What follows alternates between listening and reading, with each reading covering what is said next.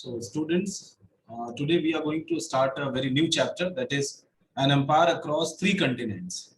मतलब एक ऐसा एम्पायर जो कि तीन महादेशों तक फैला हो, 3 कंटिनेंट्स तक फैला हो, महाद्वीप जिनको हम कहते हैं।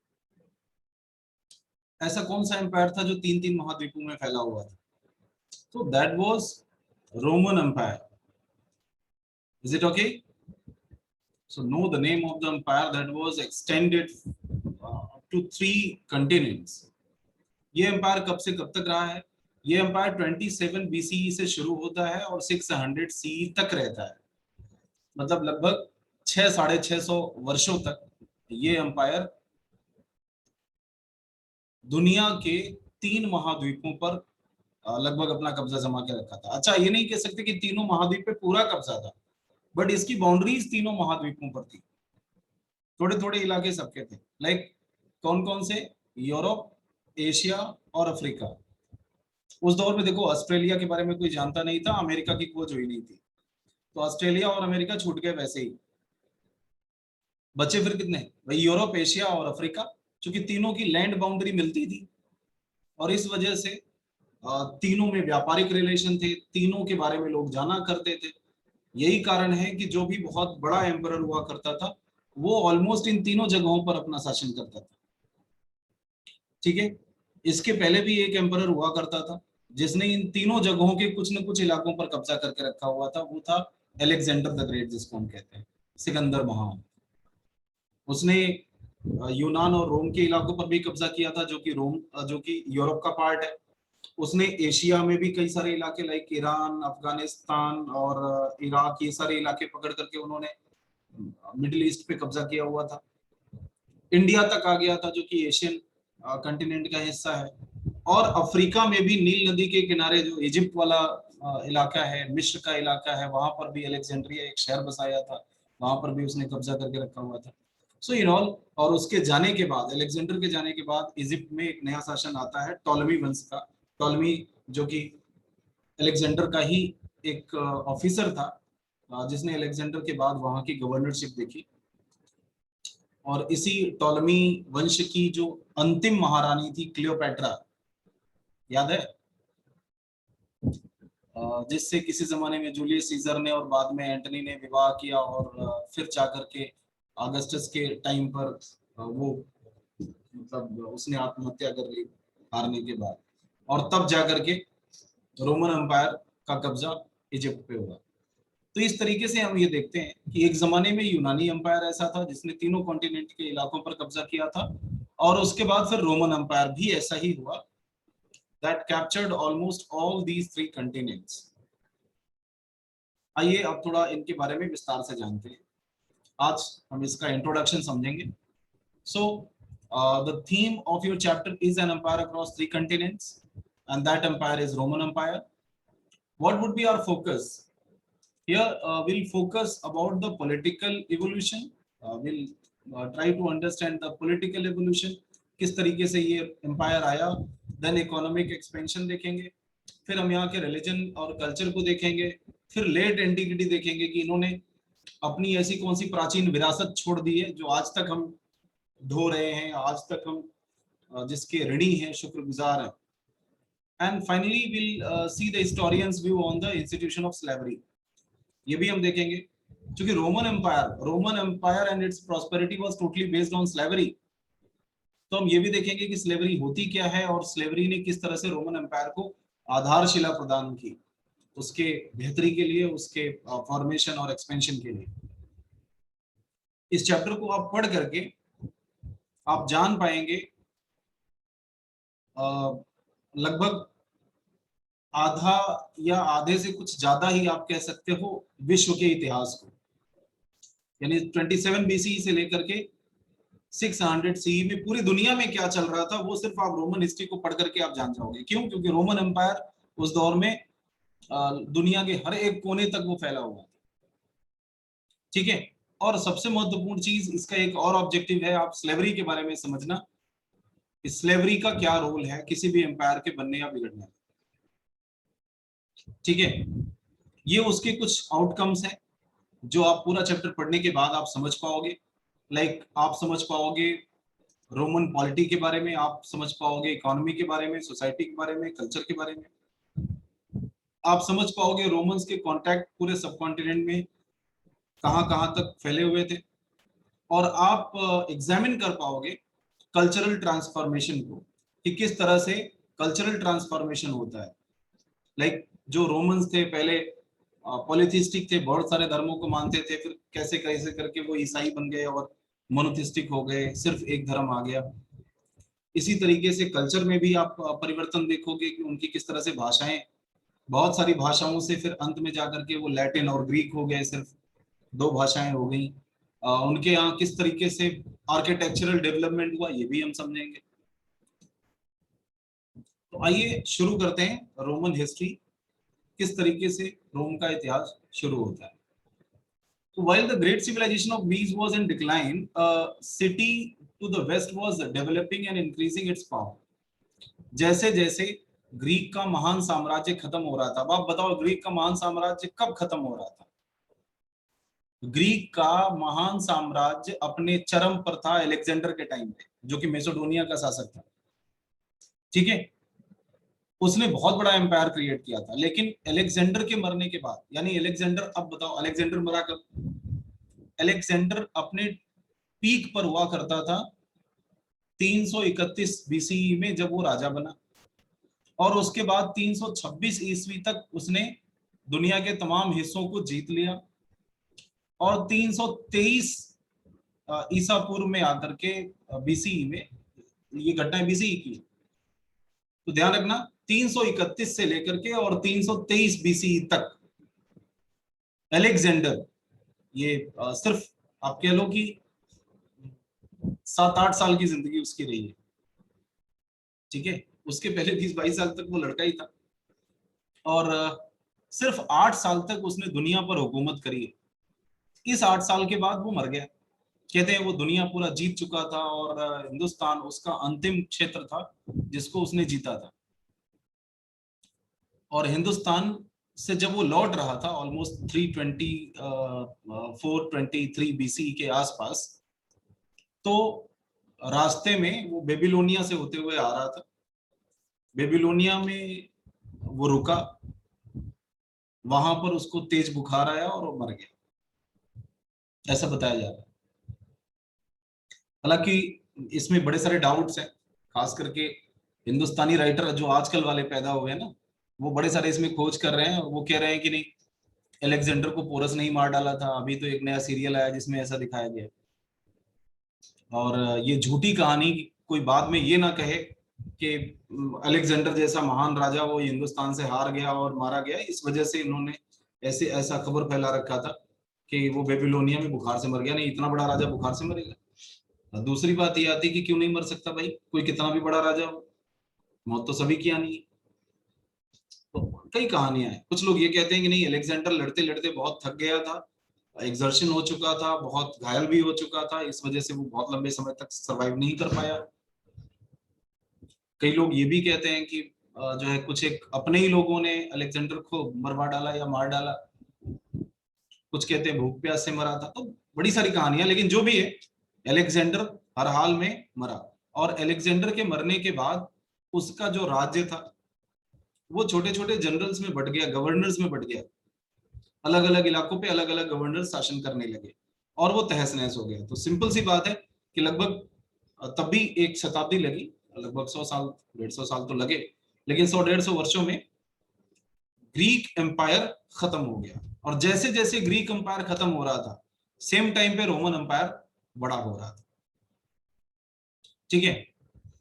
रोम है कहां पे?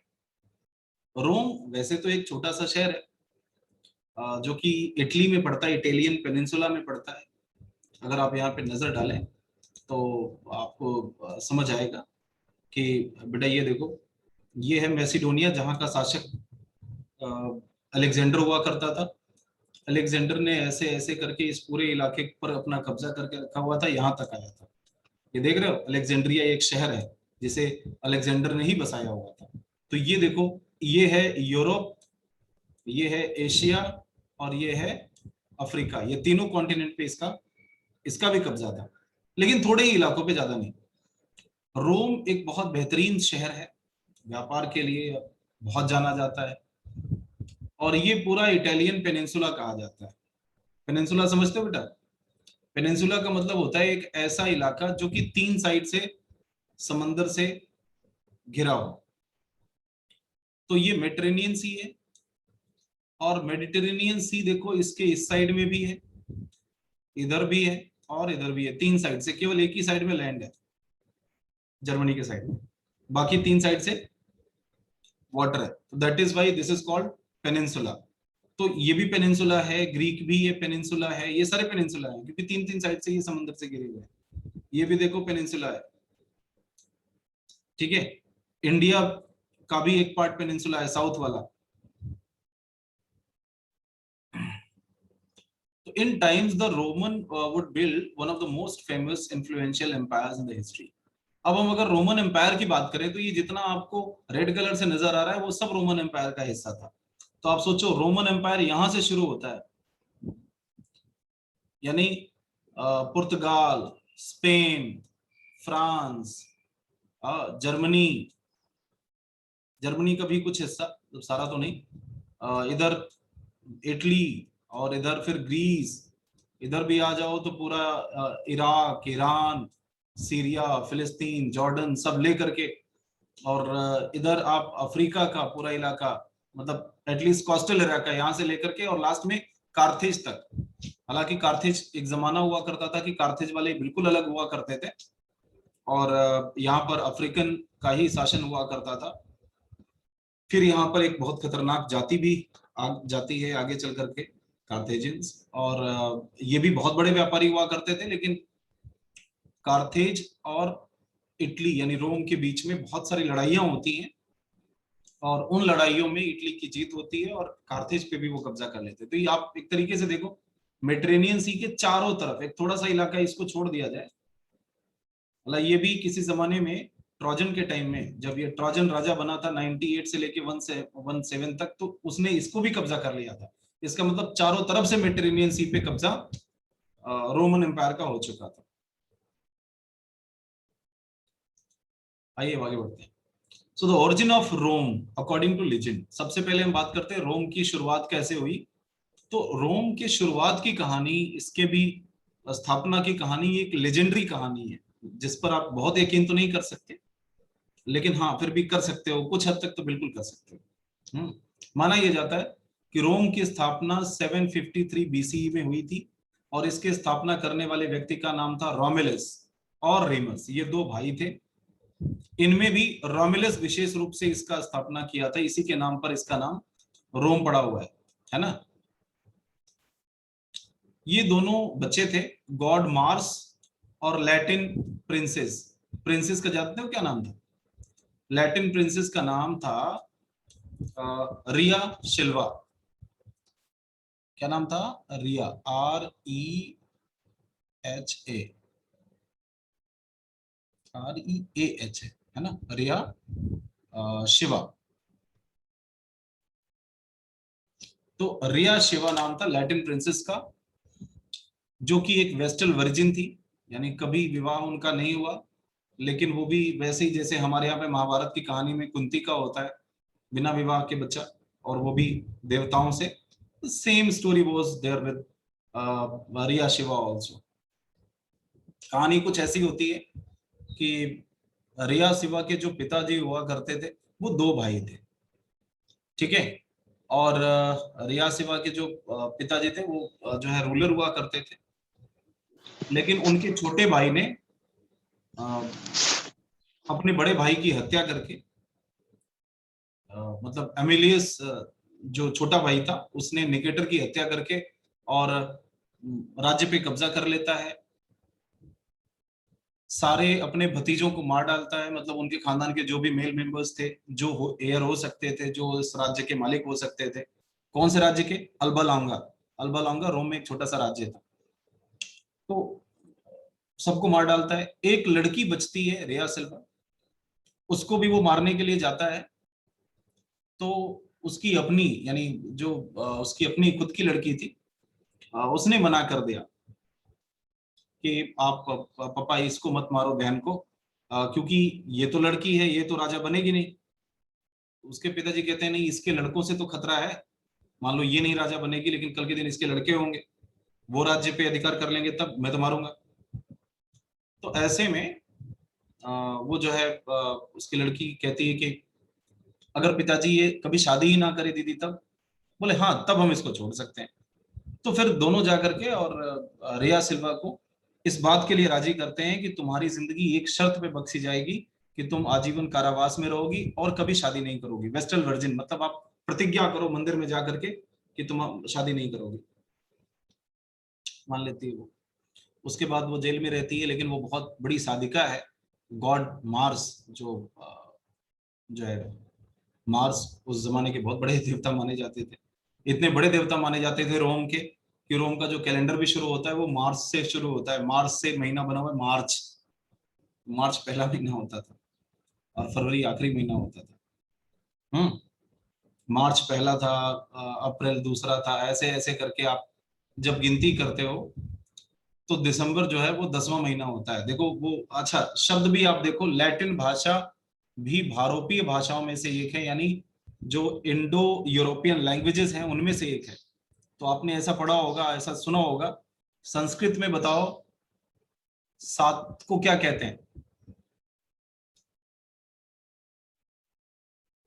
जल्दी बोलो, कौन बोल रहा है? सप्तम। सप्तम। लैटिन में भी कहते हैं उसको सेप्टम, सितंबर 7वां महीना। और 8 को क्या कहते हैं संस्कृत में? अष्टम। हाँ, अष्टम। ऑक्टम कहते हैं जो है लैटिन में, अक्टूबर। संस्कृत में 9 को क्या कहते हैं?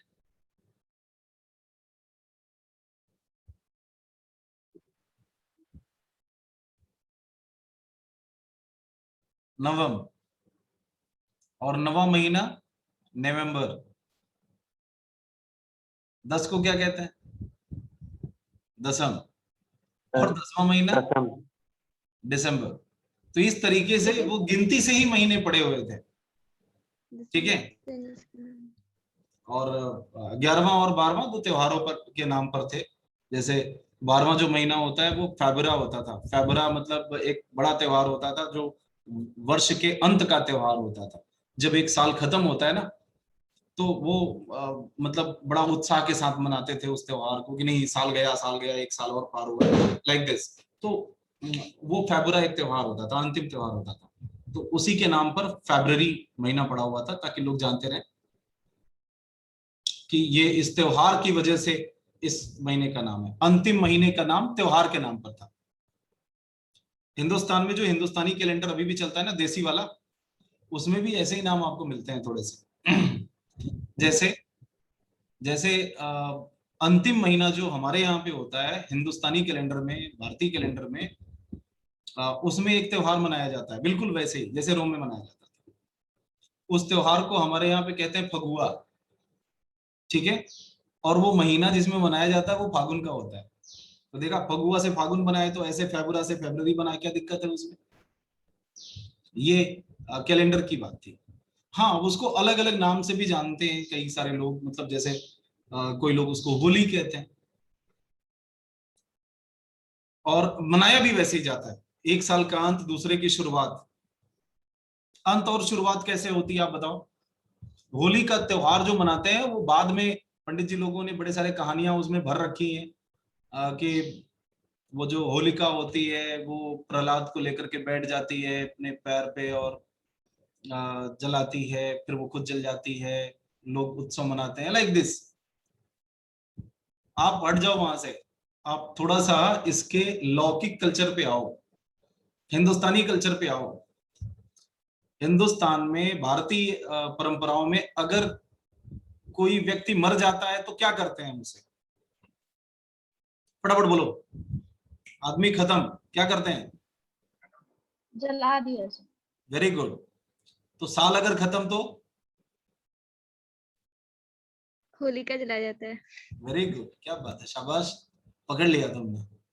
और अगर कोई बच्चा पैदा हो नया, तब क्या करते हैं? खुशियां मनाते हैं।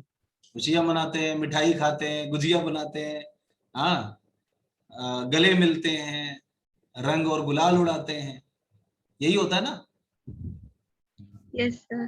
हाँ, तो अगले दिन नया कैलेंडर चालू होता है, नए साल का जन्म होता है, और ऐसे ही मनाते हैं। कोई दिक्कत? No sir. No sir. अभी पता था आप लोगों को ये सब? नहीं। तो जानो, इसीलिए कह रहे हैं कि क्लास किया करो, रोज कुछ न कुछ ऐसी खुराफात वाली चीजें आपको पता चलेंगी। खैर, तो चलते हैं आगे। तो ये कहानी रही है। तो होता इसमें ये है दरअसल, अच्छा आपको बताएं मजेदार चीज इसमें कि काफी कुछ जो महाभारत में मिलता है ना, वो रोमन लेजेंड से काफी मैच कर जाता है। जैसे आपने यहाँ पे देखा कि जो रिया सिल्वा हुआ करती थी, वो गॉड मार्स से उनका विवाह हो जाता है, और इनके 2 बच्चे होते हैं उसी जेल में, एक साथ जुड़वा।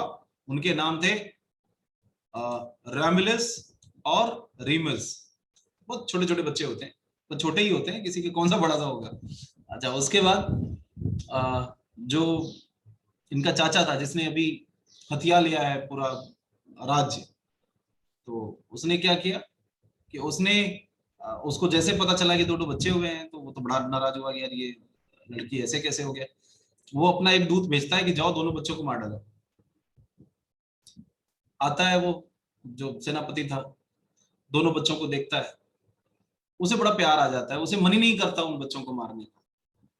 तो वो दोनों बच्चों को लेके चला जाता है, किसी को बताता नहीं, सबको बता देता है मैं मारने जा रहा हूँ, मारने जा रहा हूँ, लेकिन मारता नहीं है। वो एक टोकरी में रख करके, और एक टाइबर नदी वहां पे बहती है, उसी नदी में बहा देता है। कुछ कहानी समझ में आ रही महाभारत से? कुंती ने भी यस सर। टोकरी में रख करके बहा दिया था अपने लड़के कर्ण को। अच्छा, उनके यहाँ होता क्या है कि महाभारत में तो कर्ण जो है एक सूत को वो मिल जाता है, राधा जो ले जा करके उसका पालन पोषण करती है। यहाँ पर कहानी दूसरी हो जाती है। यहाँ पे होता है कि ये दोनों बच्चे एक किनारे जाकर के लग जाते हैं। वहां उस किनारे पर पानी पीने के लिए एक भेड़िया, शी वुल्फ आती है, मतलब मादा भेड़िया, और वो आती, उसने भी अभी ताजा ताजा कुछ बच्चों को जन्म दिया था। तो वो जब आती है, तो वैसे तो भेड़िया जो है वो मांसाहारी जीव होता है, उसे तो ये छोटे छोटे बच्चे तुरंत खा लेने चाहिए थे, लेकिन वो उसका स्वभाव बदल जाता है, क्योंकि देवता के पुत्र थे ना। वो दोनों बच्चों को उठाती है, मुंह में लेके चली जाती है, और अपने बच्चों के साथ उनका भी पालन पोषण करने लगती है। यानी वो बच्चे भेड़िया के दूध पी करके पलते हैं और बड़े होते हैं। भेड़िए के बच्चों जैसे ही वो खेलते हैं, उन्हीं के साथ रहते हैं, जैसे संस्कारों में रहेंगे वैसा सीख जाएंगे। एक दिन एक शिकारी जाता है, उनको वो दोनों बच्चे दिखते हैं भेड़िए के साथ खेलते हुए, तो उसे बड़ा आश्चर्य होता है। उसे लगता है यार इंसान के बच्चे यहाँ कैसे इनके साथ पल रहे हैं। वो उठा ले आता है, अपने यहाँ पालन पोषण करता है, लेकिन सबको बताता है कि ये 2 बच्चे भेड़िया जो है इनको पाल रही थी। इस तरह से वो कहानी बहुत फैल जाती है। जब वो कहानी फैल जाती है, तो जो सेनापति लेके गया था उन बच्चों को छोड़ने के लिए और मारा नहीं था, बाकी सबको तो पता है मर गया, लेकिन वो तो इकलौता व्यक्ति जान रहा था ना कि मैंने मारा नहीं है, छोड़ा हुआ है। उसे डाउट होने लगता है कहीं ये वही बच्चे तो नहीं है। फिर वो चला जाता है उस शिकारी से मिलने, और शिकारी से मिलने के बाद लेकर के उन बच्चों की कहानी जब वो जान जाता है, तो उसे यकीन हो जाता है। फिर वो लेके आता है उन्हें अल्बा लोंगा, उसी जो है इलाके में, जहां पर उनके अभी चचेरे नाना जो थे, सौतेले नाना आप कह सकते हो, वो जो है शासन कर रहे थे।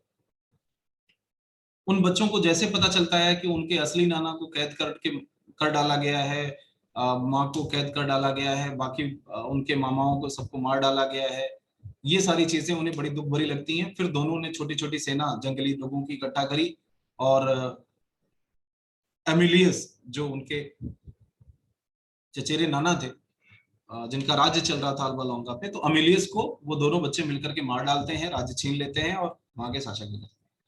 फिर दोनों ने मिलकर के एक बहुत बड़ा सा जो है अब अपनी अपनी राज्य बना लिए। दोनों बराबर थे, तो 2 राज्य बना लिए। फिर ये तय हुआ कि भाई दोनों के बीच में एक दीवार होगी, और दीवार कोई क्रॉस नहीं करेगा, एक दूसरे की लिमिट रहेगी। लेकिन वो बाउंड्री को लेकर के दोनों में एक विवाद इकट्ठा हो जाता है, तो रोमिलस और रीमस दोनों आपस में लड़ बैठते हैं। अब उस बाउंड्री विवाद में जब दोनों आपस में लड़ बैठते हैं, तो उसमें रोमिलस की जीत होती है, रोमिलस जीत जाता है, तो उस पूरे इलाके पर खुद कब्जा कर लेता है, रीमस मारा जाता है, और पूरे इलाके को रोम कहा जाता है। तो ये सारी कहानी 753 बीसीई की है। कहानी में हो सकता है 1% सच्चाई ना हो, ऐसा इसलिए क्योंकि ये लेजेंडरी कहानी है, इसका कोई ऐतिहासिक साक्ष्य नहीं है, लेकिन रोम के लोग इस कहानी में आज भी यकीन करते हैं। आज भी वहां पे आप जगह जगह पे इस तरह के स्टैच्यूज देखेंगे जिसमें एक भेड़िया होगा, 2 बच्चों को दूध पिला रही होगी। ठीक है, ये दोनों बच्चे वही रोमस और रेमिलस थे। तो कहानी यही है कि twins were abandoned in the river Tiber river, और finally infants were raised by she wolf. The twins decided to build a city near the spot. In reality, it was the men, not immortals, who built the city, and they chose the spot regularly for the strategic location and fertile soil. Romans geography, अब हम पढ़ते हैं रोम की geography कैसी थी। तो रोम was built on 7 rolling hills at a curve on Tiber River. ठीक है, इसी नदी के किनारे रोम बसाया गया था। It was the midway between Alps and Italian southern trip, and Rome was also near the mid point of Mediterranean sea. Mediterranean sea ही सबसे बड़ा कारण है रोम की प्रॉस्पेरिटी का। अब आप देखो, ये पूरा मेडिटेरेनियन सी है, यहां से लेकर के और यहां तक, और मेडिटेरेनियन सी के ठीक बीचों बीच अगर कोई राज्य है तो रोम है। इसी वजह से, हाँ बेटा, मेसोपोटामिया में भी टाइबर रिवर था ना? टाइग्रिस था, टाइग्रिस। अच्छा, टाइगर। टिग्रिस और यूफ्रेट्स वहां पे था, टाइबर नदी यहाँ पर, ये रोम में हुआ। Yes sir. सोर्सेस, रोम के इतिहास को जानने के लिए हमारे पास साधन क्या क्या है। तो पहला तो टेक्स्ट, वहां बड़े सारे इतिहासकारों ने, कंटेम्प्रेरी राइटर्स ने एनाल्स लिखे हैं। एनाल्स मतलब एनालिसिस। फिर डॉक्यूमेंट्स बहुत सारे मिलेंगे वहां पे, इंस्क्रिप्शन, डॉक्यूमेंट्स, ये सब मिले हुए। पेपायरस स्क्रॉल्स मिले हैं। पेपायरस समझते हो क्या होता है? पेपायरस एक किस्म की घास होती है, ठीक है, और उस घास को करते क्या है, सुखा लेते हैं, फिर उस पे उसको गीला करते हैं। गीला करने के बाद पत्थर से उसे पीस लेते हैं, तो उसमें थोड़ा सा चिपचिपा पदार्थ कुछ निकलता है, जिसकी वजह से वो पूरी घास ऐसे जम करके एक कागज जैसी हो जाती है। और पहले के जमाने में सबसे पहले जो लेखन कला है, यानी लिखने की कला, वो पत्थर और मेटल के चीजों पर लिखने के बाद जो है लिखा गया, वो था पेपायरस पे। इसी पेपायरस से आगे चल करके बना है पेपर, जिसपे आप लिखते हो। ठीक है, तो तभी से लकड़ियों और घासों की छालों पर लिखने की कला विकसित हुई थी। ये पेपायरस पहले तो इजिप्ट से पाया जाता था, आगे चल करके इस कला में सबसे ज्यादा जो महत्वपूर्ण खोजें थी वो चाइना वालों ने किया है। स्याही का आविष्कार फिर चाइना वालों ने किया है। लेखन कला और छापने की कला, प्रिंटिंग, वो भी चाइना वालों ने किया। आप सोच रहे हो कि चाइना वालों ने खाली कोरोना वायरस दिया है क्या? चाइना ने इसके पहले बड़े सारे काम कर रखे हैं, अच्छे वाले भी, बुरे वाले तो खैर करते ही रहते हैं, अच्छे वाले काम भी कर रखे हैं।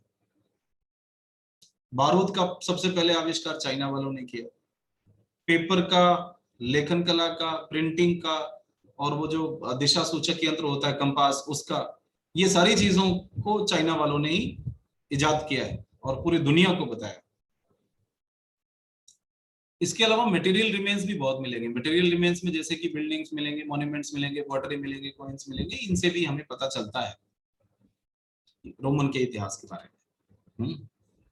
अब बारी आती है कि फर्स्ट रोमन्स कौन थे, सबसे पहले रोम में कौन बसे थे। तो लगभग 1000 से लेकर के 500 बीसी के बीच में लगभग 3 ग्रुप आकर के वहां पर बसे थे। अब ये 3 ग्रुप कौन कौन से थे, अलग अलग टाइम पे अलग अलग ग्रुप्स आकर के वहां पे बस रहे थे। तीनों के बारे में जान लेते हैं। ये 3 थे, लैटिन यानी इटालियन, दूसरे ग्रीक्स, और तीसरे थे एट्रोस्कैंस। ये तीनों अलग अलग समय पे आकर के बसे थे।